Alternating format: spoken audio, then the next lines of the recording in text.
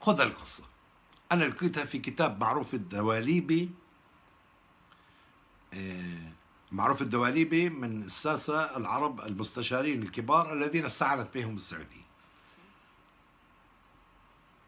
معروف الدواليبي كان مستشار الملك فيصل وقبله اشتغل مع عبد العزيز. قال دي جول بلهجة متعالية خلال اجتماع مع الملك فيصل، وقال له: الناس يا جلالة الملك بيقولوا انه انتم تريدون القاء اسرائيل في البحر، وهذه اسرائيل اصبحت امر واقع، فكيف انتم تفعلون هذا؟ قال له: يا فخامة الرئيس انا استغرب كلامك هذا فيصل. هتلر احتل باريس واصبح احتلاله امر واقع، واستسلم كل الناس الا انت لم تستسلم، وعملت مقاومة وقدت شعبك حتى الحرية. انت الان جاي مني تطلب مني، انت ما رضخت للامر الواقع، فهل تاتي الان لتطلب مني؟ انا استغرب هذا.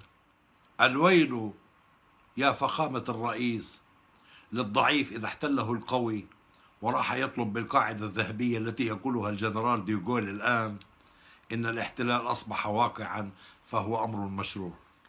دهش الجنرال ديغول من سرعة بديهة الملك فيصل، غير لهجته، قال: يا جلالة الملك، يقول اليهود في فلسطين إن اليهود جاءوا يعني وطنهم الأصلي، وأن جدهم الأعلى إسرائيل له يعقوب من هناك.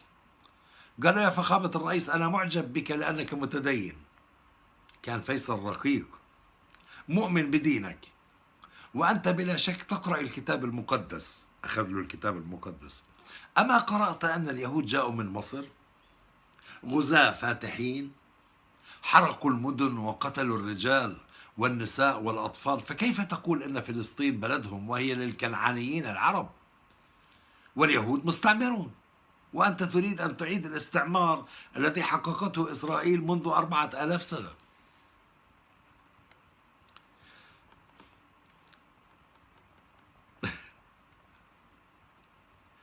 فلماذا لا تعيد روما استعمار فرنسا الذي كان قبل 3000 سنة؟ أتصلح خريطة العالم من أجل اليهود ولا تصلحها من أجل روما؟ نحن العرب أمضينا في فرنسا، جنوب فرنسا، 200 سنة. العرب حكموا شمال الأندلس، جنوب فرنسا 200 سنة، بينما لم تدم دولة اليهود في فلسطين أكثر من 70 سنة، ثم نفوا بعدها. قال ديغول، هنا ديغول انحشر، ولكنهم يقولون إن أباهم ولد بها. قال له الملك فيصل: أنت الآن لديك 150 سفارة، وأكثر السفراء يلد لهم أطفال في باريس، فلو صار هؤلاء الأطفال رؤساء دول وجاءوا يطالبونك بحق الولادة في باريس، مسكينة والله باريس، لا أدري لمن ستكون. سكت ديغول وضرب الجرس، واستدعى جورج بومبيدو اللي صار رئيس بعده، وطلب منه، قال له: الآن فهمت القضية الفلسطينية، أوقفوا السلاح المصدر إلى إسرائيل. أيامها كانت إسرائيل تحارب بسلاح فرنسي وليس أمريكي. الذي بنى مفاعل ديمونا النووي هو الفرنسيين وليس الأمريكان.